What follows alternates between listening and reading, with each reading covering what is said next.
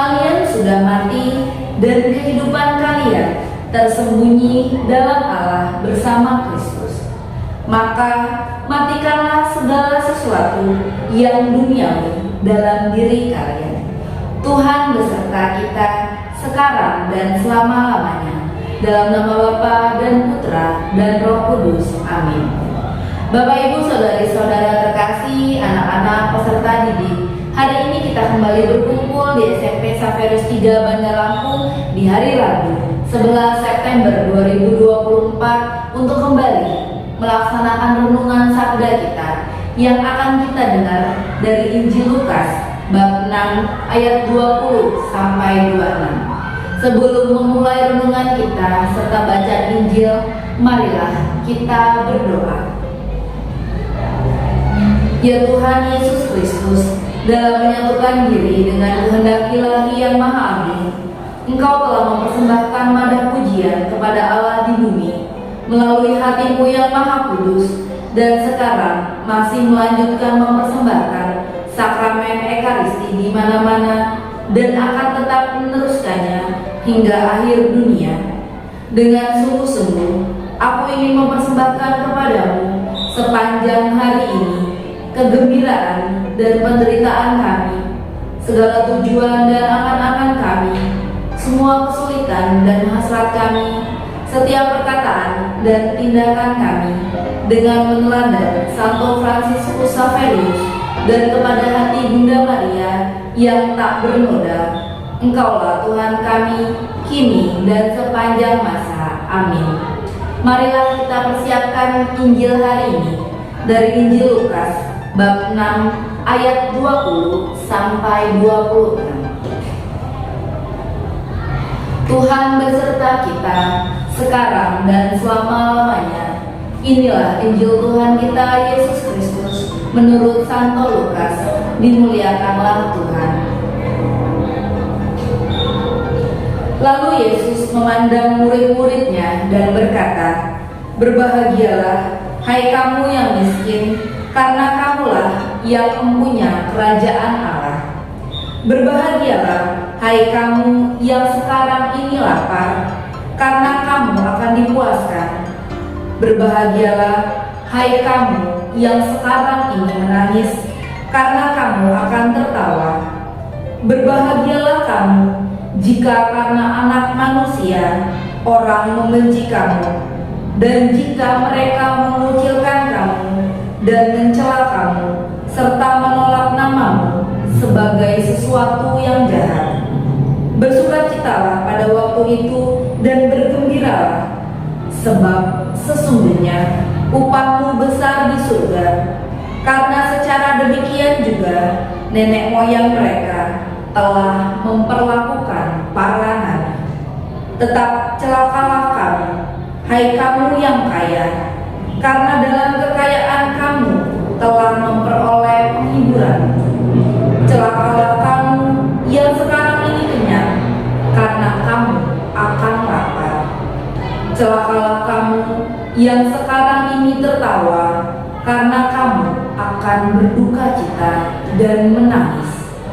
Celakalah kamu jika semua orang memuji kamu, karena secara demikian juga nenek moyang mereka telah memperlakukan nabi-nabi palsu.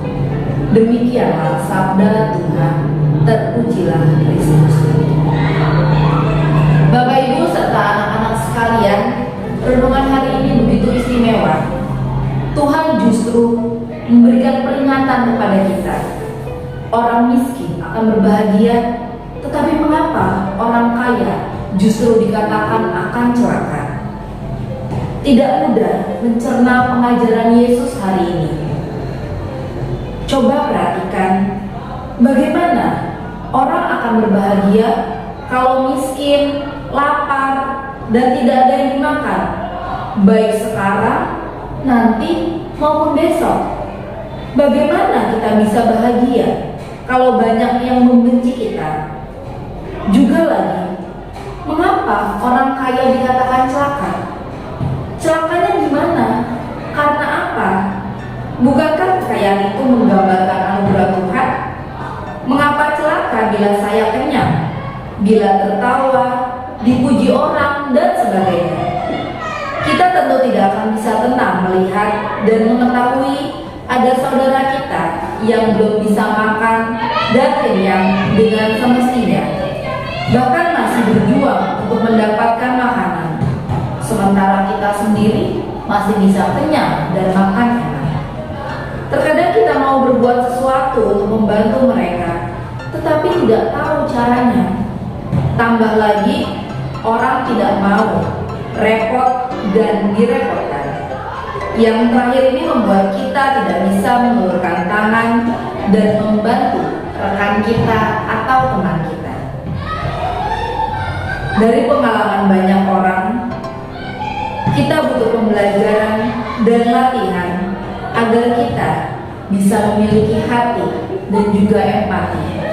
Awalnya, bila kita mau membantu orang lain, tetapi ada perasaan ragu-ragu memberi atau tidak, dan ketika kita tidak jadi memberi dan hati merasa ada yang kurang atau merasa bersalah, maka disitulah suara hati kita melatih dan membantu kita.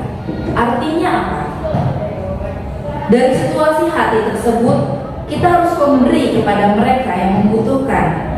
Sebelumnya kita melakukannya, kita merasakan hati kita tidak tenang, dan setelah kita melakukannya, hati kita pun akhirnya menjadi tenang. Hidup kita jadi ringan, jadi semangat, dan jadi berarti buat kita sesuai dengan suara hati kita yang benar.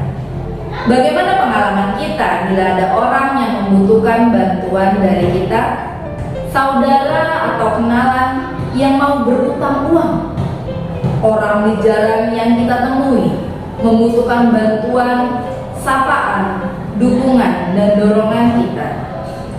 Apa yang pertama kali kita buat bila menghadapi semua itu? Marilah kita melihat jauh ke dalam diri kita untuk mengetahui dalam hal memberi perhatian kepada orang lain. Seperti yang kemarin kita lihat teladan Bapak Paus yang datang ke negara kita, sungguh luar biasa hati yang mau memberi kepada siapa saja yang beliau temui. Semoga itu pun mengajarkan kita untuk memberikan hati pada mereka yang membutuhkan kita. Semoga kita mengalami dan merasakan kebahagiaan dan bukan celaka. Marilah kita merenung dan merefleksikan bacaan Injil kita di hari ini. Tuhan memberkati.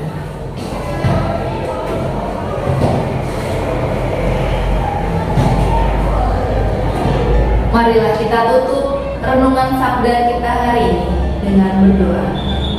Marilah kita berdoa. Tuhan penyelamat kami telah Kau lahirkan menjadi putra-putri cahaya. Tolonglah kami mencintai cahaya dan mengajarkan yang benar. Semoga dengan demikian kami dapat memberi kesaksian kejujuran tentang apapun, terlebih tentang Engkau, di hadapan semua orang. Demi Yesus Kristus, Putra-Mu dan Pengantara kami, yang hidup dan berkuasa kini dan sepanjang masa. Amin. Kemuliaan kepada Allah Bapa dan Putra dan Roh Kudus, seperti pada permulaan, sekarang, selalu, dan sepanjang segala abad. Amin. Terpujilah nama Tuhan Yesus, Bunda Maria, dan Santo Yosef, sekarang dan selama-lamanya. Santo Fransiskus Saverius, doakanlah kami. Amin. Dalam nama Bapa dan Putra dan Roh Kudus.